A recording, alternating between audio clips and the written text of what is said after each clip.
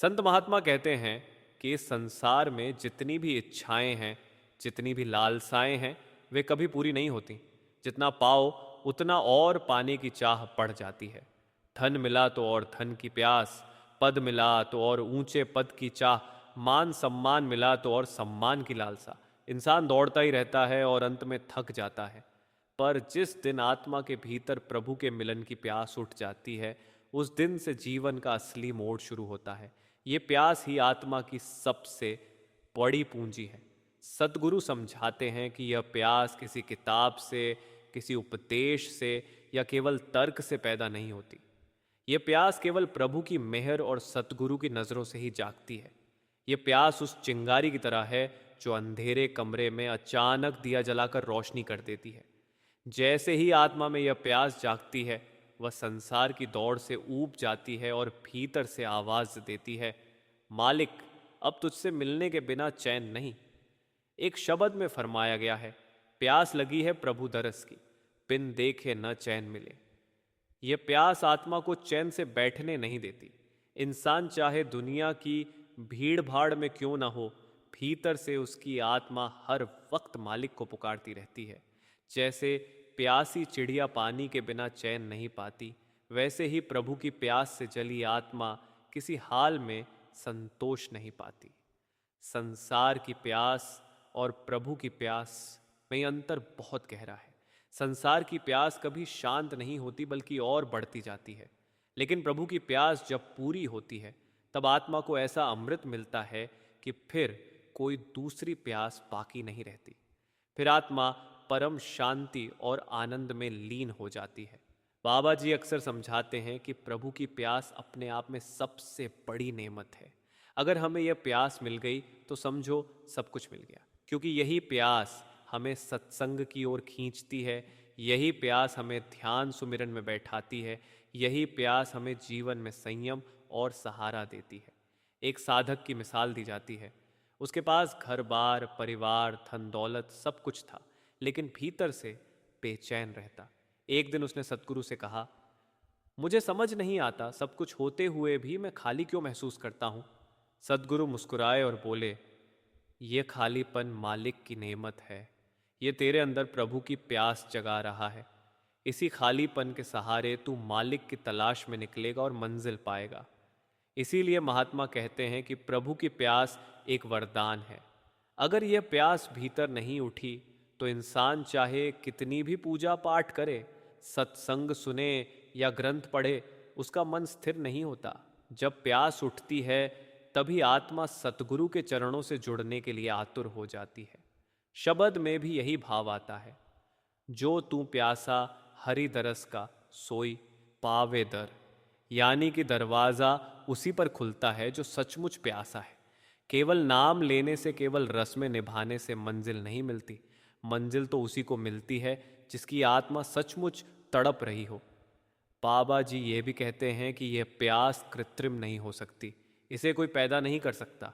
यह प्यास केवल भीतर से जगती है, जब आत्मा का मालिक से कोई पुराना नाता जाग उठता है। यही नाता आत्मा को खींचकर सद्गुरु के पास ले आता है। एक पुरानी घटना है। एक साधक बार बार ध्यान में बैठता, लेकिन मन टिकता नहीं।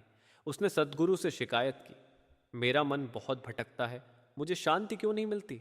सद्गुरु ने उत्तर दिया, तेरी प्यास अभी गहरी नहीं हुई। जब प्यास बढ़ेगी तो मन अपने आप टिक जाएगा। जैसे कोई भूखा इंसान खाने के समय किसी और चीज़ की ओर ध्यान नहीं देता, वैसे ही आत्मा जब प्रभु की भूख से व्याकुल हो जाएगी तो ध्यान सुमिरन में अपने आप लग जाएगी। सचमुच यही प्यास धीरे धीरे साधक को मंजिल की ओर बढ़ाती है। जब यह प्यास बढ़ती है तो इंसान हर हाल में सुमिरन और भजन करने लगता है। चाहे दुनियावी काम कितने भी हों, भीतर से उसे खींच सतगुरु के दर पर ले आती है। बाबा जी के वचन हैं, प्यास ही सब कुछ है। अगर यह प्यास है तो मंजिल पक्की है, अगर यह प्यास नहीं तो बाकी सब व्यर्थ है। सतगुरु महात्मा कहते हैं कि यह संसार एक बहुत बड़ा मेला है। यहाँ हर कोई अपनी अपनी खोज में लगा हुआ है। कोई धन की खोज में है, कोई रिश्तों की, कोई यश की, कोई आराम की। हर इंसान को कोई न कोई प्यास लगी है। परंतु ये सारी प्यासें अधूरी हैं क्योंकि इनका स्रोत माया है। माया असीम है और छलावा है, इसलिए यह प्यास कभी शांत नहीं होती। एक बच्चे को देखिए, उसे नया खिलौना दिया जाता है। कुछ समय वह उसमें उलझा रहता है, पर थोड़ी देर बाद फिर वह ऊब जाता है और नया खिलौना मांगता है। बड़े होने पर वही बच्चा नाम, पैसा, रिश्ते, सुख सुविधाएं सब मांगता है, लेकिन यह सिलसिला कभी पूरा नहीं होता। यही स्थिति हम सबकी है। पर जब भीतर से प्रभु की प्यास उठती है, तब आत्मा को एहसास होता है कि असली खिलौना, असली खेल, असली मंजिल तो उस मालिक के पास है जिसने इस पूरी सृष्टि को रचा। संसार के सब साधन मिल जाए, लेकिन प्रभु न मिले तो आत्मा को चैन नहीं मिलता। एक शब्द में कहा गया है, साहिब बिन सुख न आवे, प्यास बुझे न काहू से। यानी प्रभु के बिना आत्मा को कहीं सुकून नहीं। चाहे लाखों साधन हो, करोड़ों की संपत्ति हो, परिवार और रिश्ते हों, फिर भी आत्मा की प्यास बुझती नहीं। ये प्यास केवल सतगुरु के दिए हुए नाम रस से बुझती है। बाबा जी समझाते हैं कि प्रभु की प्यास जागना आत्मा की सबसे बड़ी पूंजी है। ये वही प्यास है जो हमें सत्संग की ओर खींचती है। कई लोग सत्संग सुनने आते हैं, लेकिन सबके अनुभव अलग होते हैं। कोई केवल जिज्ञासा से आता है, कोई समय बिताने आता है, लेकिन कुछ ऐसे भी होते हैं जिनकी आत्मा भीतर से रो रही होती है। वे जब शब्द सुनते हैं तो लगता है कि यह बात उनके लिए ही कही गई है। उनका हृदय पिघल जाता है, आंखों से आंसू बहने लगते हैं। ये आंसू प्रभु की प्यास के प्रतीक हैं। ये प्यास आत्मा को स्थायी रूप से सतगुरु से जोड़ देती है। यह साधारण भावुकता नहीं है, बल्कि यह आत्मा की पुकार है। जब आत्मा भीतर से पुकारती है, तब सतगुरु की मेहर जरूर होती है। सतगुरु उसी पुकार का जवाब देते हैं। एक समय की बात है, एक किसान था। वह मेहनती था, ईमानदार था, लेकिन भीतर से बेचैन रहता था। हर रात वह आसमान की ओर देखकर कहता, हे प्रभु, तू कहाँ है? मुझे क्यों नहीं मिलता? यह पुकार उसकी दिनचर्या बन गई थी। एक दिन गांव में सतगुरु पधारे। जब किसान ने उनका दर्शन किया तो उसकी आंखें भर आईं। उसने कहा, यही तो हैं जिन्हें मैं ढूंढ रहा था। यही प्रभु की प्यास का उत्तर था। इससे हमें समझना चाहिए कि जब आत्मा की प्यास सच्ची हो जाती है, तब मालिक स्वयं साधन भेज देता है। सद्गुरु हमारे जीवन में तभी आते हैं जब हम भीतर से तैयार हो जाते हैं। बाबा जी कहते हैं, मालिक अपने घर से कभी किसी को खाली नहीं भेजता।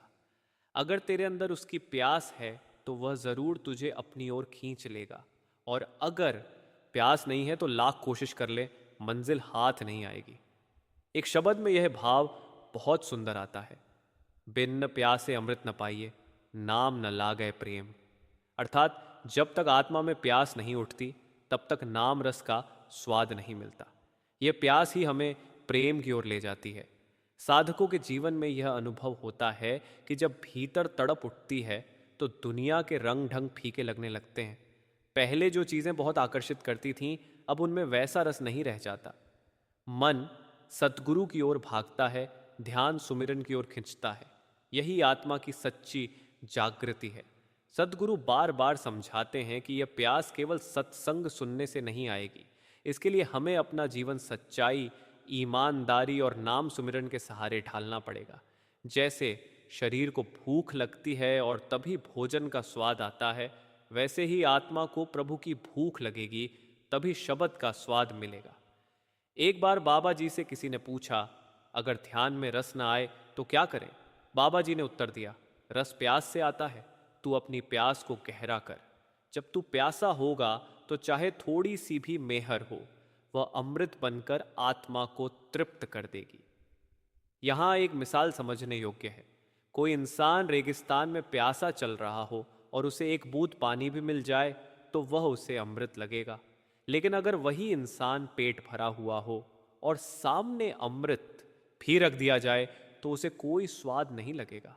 ऐसे ही आत्मा जब भीतर से प्यास में जल रही हो, तब सतगुरु का दिया हुआ नाम रस अमृत जैसा लगता है।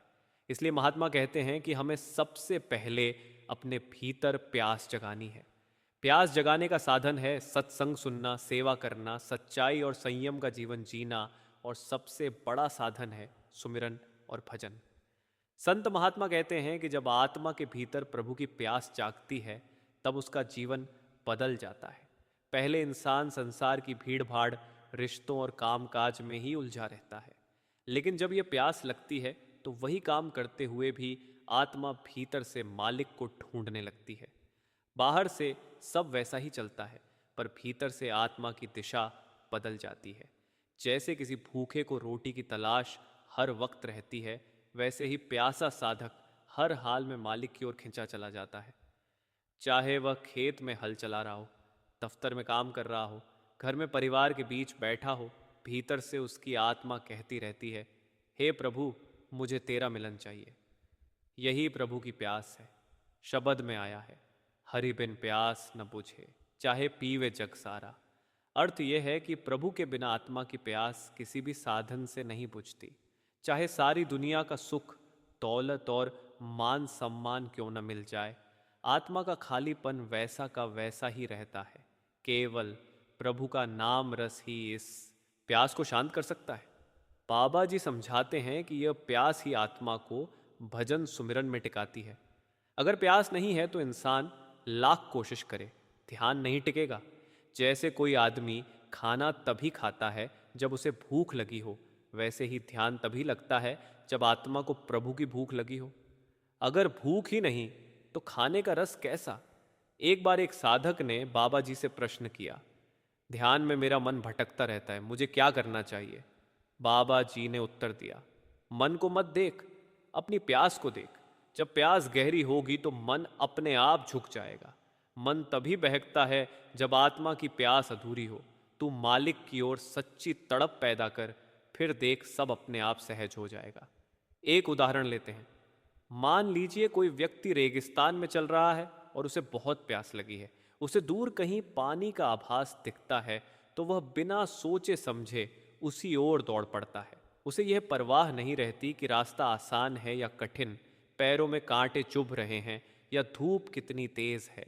उसका ध्यान केवल पानी तक पहुंचने पर होता है। यही स्थिति आत्मा की होती है जब उसमें प्रभु की प्यास जाग जाती है।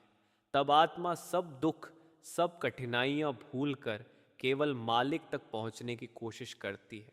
सद्गुरु यही समझाते हैं कि जब आत्मा में प्यास जागे तो उसे संभाल कर बढ़ाते रहो, सत्संग सुनते रहो, नाम सुमिरन करते रहो और सद्गुरु पर विश्वास रखते रहो। ये प्यास धीरे धीरे इतनी गहरी हो जाएगी कि एक दिन सतगुरु की रहमत से आत्मा को मालिक का मिलन हो जाएगा। शब्द में फरमाया गया है, बिन सतगुर प्यास न जागे, न होई नाम से भेद। यानी जब तक सतगुरु की नज़र नहीं पड़ती तब तक आत्मा में यह प्यास नहीं उठती। सतगुरु ही वह है जो आत्मा के भीतर यही आग जलाता है। सतगुरु ही वह है जो हमें नाम का भेद देता है और प्यास बुझाने का रास्ता दिखाता है।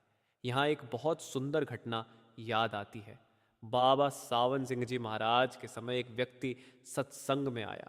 उसने कहा, महाराज, मुझे समझ नहीं आता मैं क्यों बेचैन रहता हूँ।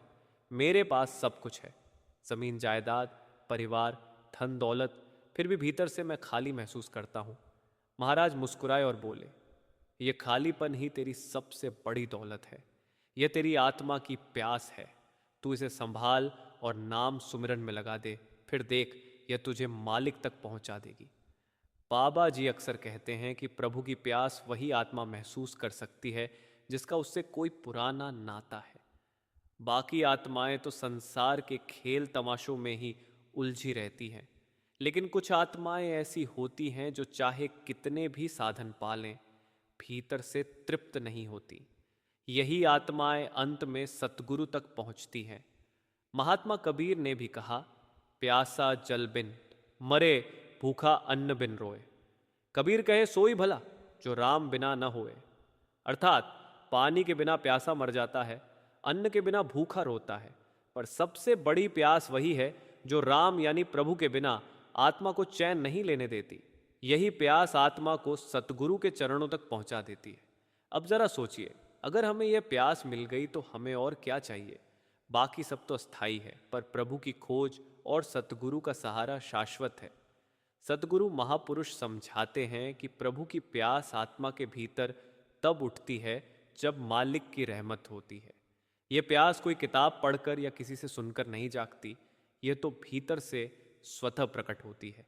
ये उस आत्मा की पुरानी तड़प होती है जिसे सतगुरु की दृष्टि से फिर से जागृत किया जाता है। जिस आत्मा को यह प्यास मिल जाती है, उसके जीवन का मकसद बदल जाता है। वही आत्मा जान लेती है कि जीवन का असली लक्ष्य प्रभु से मिलना है, बाकी सब चीज़ें तो केवल साधन है। जब आत्मा प्यास में जलने लगती है तो वह हर वक्त अपने मालिक की ओर खिंचती है। एक शब्द में फरमाया गया है, नाम बिन प्यास न बुझे जितनी जग में छान। अर्थात नाम के बिना आत्मा की प्यास किसी भी साधन से शांत नहीं हो सकती। चाहे वह दुनियावी साधन हो, चाहे धार्मिक आडंबर हो, आत्मा को शांति तभी मिलती है जब सतगुरु के नाम रस से जुड़ती है। बाबा जी अक्सर एक सरल उदाहरण देते हैं। कहते हैं कि अगर किसी को पानी की प्यास लगी हो और उसे सोने चांदी से भरी थाली दी जाए तो वह क्या करेगा? वह कहेगा, मुझे सोना नहीं चाहिए, मुझे तो पानी चाहिए। इसी प्रकार आत्मा जब प्रभु की प्यास से व्याकुल हो जाती है तो उसे संसार की वस्तुएं महत्वहीन लगने लगती हैं। वह कहती है, हे प्रभु, मुझे तेरे बिना कुछ नहीं चाहिए। एक बार एक साधक ने बाबा जी से कहा, मेरा ध्यान टिकता नहीं, मैं निराश हो जाता हूँ। बाबा जी ने उत्तर दिया, निराश न हो, यह तेरी प्यास का इम्तिहान है। जब प्यास सच्ची होगी तो ध्यान अपने आप लगेगा। तू केवल अपनी तड़प को बढ़ा और मालिक पर विश्वास रख। यहाँ एक बहुत सुंदर प्रसंग है। पुराने समय में एक साधक था जो प्रभु से मिलने की तड़प में हर रात जंगल में जाता और पुकारता, हे मालिक, तू कहाँ है? मुझे मिल क्यों नहीं रहा? उसकी आंखों से आंसू बहते और उसका दिल रोता रहता। कई सालों तक यह सिलसिला चलता रहा। एक दिन उसका सद्गुरु वहां पहुंचा। साधक ने जब सद्गुरु को देखा तो उसकी आत्मा ने पहचान लिया कि यही वह है जिसे मैं ढूंढ रहा था। उसकी प्यास शांत हो गई और उसका जीवन बदल गया। यही होती है प्रभु की प्यास। ये हमें चैन से बैठने नहीं देती जब तक हम अपने सतगुरु और शब्द से जुड़ नहीं जाते। शब्द में भी यही भाव आता है, प्यास लगी तरस की, बिन देखे न चैन। अर्थ ये है कि जब तक आत्मा को मालिक का दर्शन न हो तब तक उसे शांति नहीं मिलती। बाबा जी समझाते हैं कि प्रभु की प्यास और उसकी खोज ही असली पूजा है। बाहर की पूजा पाठ, तीर्थ यात्राएं और रस्में तभी काम देती हैं जब आत्मा के भीतर प्रभु की तड़प जाग उठी हो। अगर तड़प नहीं है तो पूजा केवल आदत बनकर रह जाती है। एक बार किसी ने बाबा जी से पूछा, हमारी पहचान कैसे होगी कि हमारे भीतर प्रभु की प्यास है? बाबा जी ने उत्तर दिया, जब तेरे मन में हर पल यह ख्याल आने लगे कि मुझे मालिक से मिलना है और बाकी सब चीज़ें फीकी लगने लगें, तब समझ लेना कि तेरे भीतर प्रभु की प्यास जाग गई है। महात्मा लोग बार बार कहते हैं कि यह प्यास बहुत कीमती है, इसे कभी व्यर्थ मत जाने दो। अगर ये प्यास आई है तो उसे सतगुरु के बताए रास्ते पर लगाओ। सुमिरन और भजन ही इस प्यास को तृप्त करने का तरीका है। बाकी सब साधन हमें बाहर भटका देंगे। बाबा जी का एक वचन बहुत गहरा है, संसार की प्यास जितनी पूरी करो उतनी बढ़ती जाती है और प्रभु की प्यास जितनी पूरी करो उतनी मिटती जाती है। जब यह पूरी मिट जाती है तो आत्मा सदा के लिए आनंद और शांति में लीन हो जाती है। यही कारण है कि सद्गुरु हमें नाम से जोड़ते हैं। नाम ही वह अमृत है जो आत्मा की प्यास को बुझाता है। जब आत्मा अंतर की ओर मुड़ती है और प्रभु की प्यास जागती है तो ये साधारण प्यास नहीं होती। यह वह तड़प है जो आत्मा को चैन से बैठने नहीं देती। ये वह पुकार है जो दिन रात प्रभु के चरणों में आत्मा को समर्पण कराती है। संसार की भूख और प्यास तो मन और शरीर तक सीमित है, परंतु प्रभु की प्यास आत्मा की गहराई से उठती है। यही वह दिव्य आग है जो हमें सच्चे सत्संग, सच्चे सिमरण और सच्चे ध्यान की ओर ले जाती है। संसार के सुख चाहे कितने ही मिल जाए, पर जब तक यह प्रभु की प्यास न बुझे आत्मा संतुष्ट नहीं हो सकती। जब प्रभु की याद दिल में गहराई तक उतर जाती है तब दुनिया का हर आकर्षण फीका लगने लगता है। यही वह बिंदु है जहां इंसान को एहसास होता है कि उसका घर बाहर नहीं बल्कि अंतर में है। सद्गुरु की कृपा से जब मनुष्य का ध्यान भीतर टिकता है तब उसे मालूम होता है कि असली खजाना तो उसी के भीतर छुपा हुआ है। सद्गुरु बार बार हमें समझाते हैं कि प्रभु की प्यास वही असली पूंजी है जो आत्मा को उस मंजिल तक पहुंचा सकती है जहां शांति और प्रेम का सागर है। लेकिन यह प्यास केवल सद्गुरु की संगत और उनकी नज़रों से ही उत्पन्न होती है। बाहर की किताबें, चर्चाएं, दर्शन शास्त्र हमें जानकारी दे सकते हैं, लेकिन प्रभु की प्यास केवल उस नूर की झलक से जागती है जो सद्गुरु की आंखों में चमकता है। इसी प्यास को लेकर संत महात्मा फरमाते हैं, प्यास बिना जल ना मिले, प्रेम बिना न रास, सद्गुरु बिना नूतन न लगे, झूठा सब सुवास। जब यह तड़प प्रकट होती है तब इंसान अपने जीवन को बदल लेता है। फिर वह हर परिस्थिति में प्रभु की याद में रम जाता है। उसका दिल कहता है, प्रभु तुझ बिन मेरा कुछ नहीं, और इसी भावना के साथ वह सुमिरन करता है। यही प्यास धीरे धीरे उसकी अंतरात्मा को शब्द से जोड़ देती है। एक समय की बात है, एक सेठ बहुत धनी था। उसके पास धन दौलत, बंगले, गाड़ियां, सब कुछ था, लेकिन दिल में एक खालीपन था। हर समय बेचैनी बनी रहती। एक दिन सत्संग में गया। वहां संत ने समझाया कि असली सुख प्रभु की याद में है, बाहर की वस्तुओं में नहीं। उस दिन उसके दिल में प्रभु की प्यास जागी। उसने सद्गुरु का सहारा लिया, नाम दान पाया और पूरे मन से सिमरण करना शुरू कर दिया। धीरे धीरे उसकी अंतरात्मा बदल गई। अब वही सेठ जो पहले केवल धन कमाने की चिंता करता था, प्रभु की याद में आंसू बहाने लगा। उसकी जिंदगी बदल गई क्योंकि उसके भीतर प्रभु की प्यास जाग चुकी थी। सतगुरु हमेशा यही कहते हैं कि प्रभु की प्यास को संभालो, ये अनमोल अवसर है, ये जीवन दोबारा नहीं मिलेगा। अगर अंतर की प्यास जाग गई है तो यह प्रभु की कृपा है।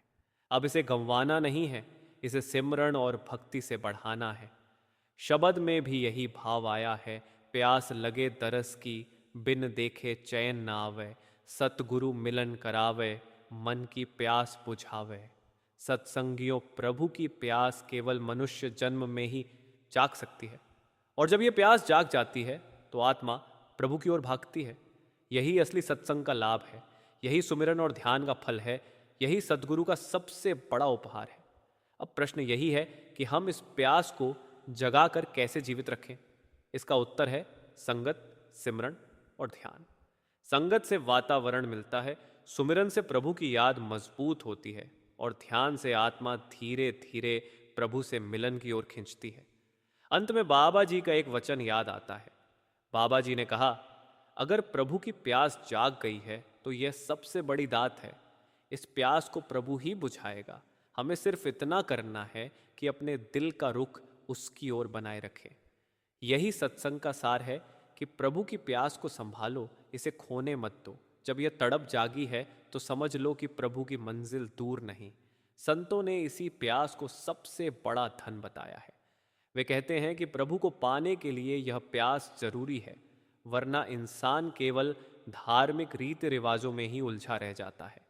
किताबें पढ़कर, बहस करके, दर्शन सुनकर ज्ञान बढ़ सकता है, लेकिन प्रभु की झलक पाने की लालसा तभी जागती है जब सतगुरु अपनी कृपा से आत्मा के दिल में यह आग लगा देते हैं।